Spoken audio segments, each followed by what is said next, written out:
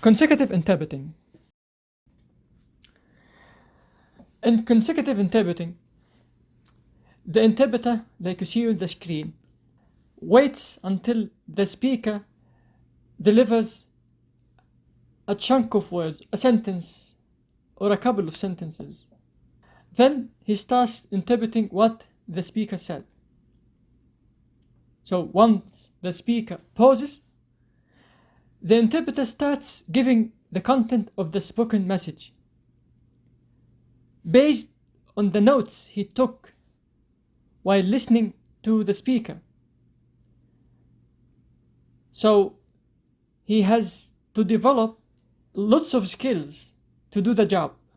Has to develop his listening skills, speaking skills, writing skills, and reading skills. If you remember this figure, we talked about the main skills required in interpreting. We have got 3 types of skills. The linguistic skills, which are related to speaking, writing. The receptive and productive skills, speaking, reading, writing, and listening.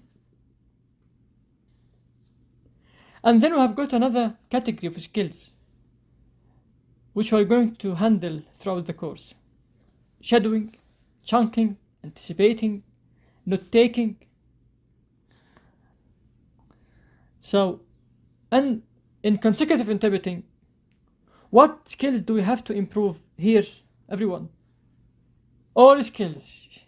Brilliant. All skills, yes, listening, reading, speaking, and writing. All skills.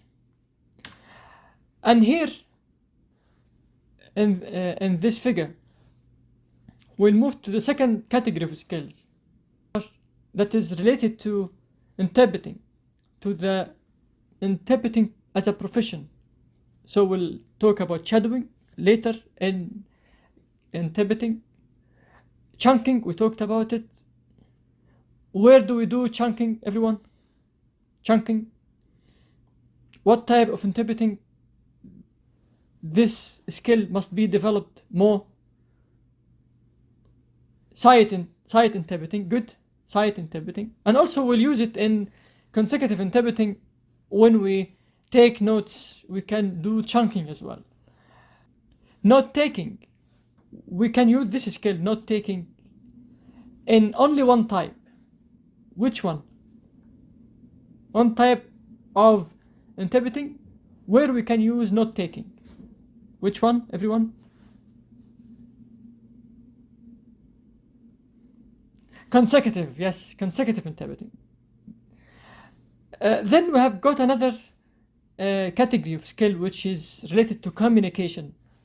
We have got public speaking skills and the ability to work under pressure of time, and also any type of pressure. Now let's talk about the setting of consecutive interpreting. Like you see in the screen, here we have got the interpreter, the speaker, and the audience. Some studies talk about the position of the interpreter between the speaker and audience, where the interpreter can sit. Can he sit next to the speaker, in between the speaker and the audience, or behind him? Some studies say it's better for the interpreter to sit next to the speaker with his left ear next to the speaker, not to the audience. Some studies claim that interpreters tend to use the left ears while receiving the spoken message.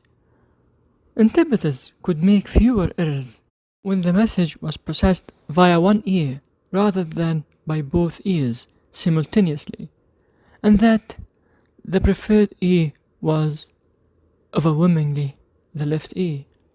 Other studies proved that the best ear to use for listening to the speaker is the telephone ear. That's the ear you tend to use to answer the telephone calls.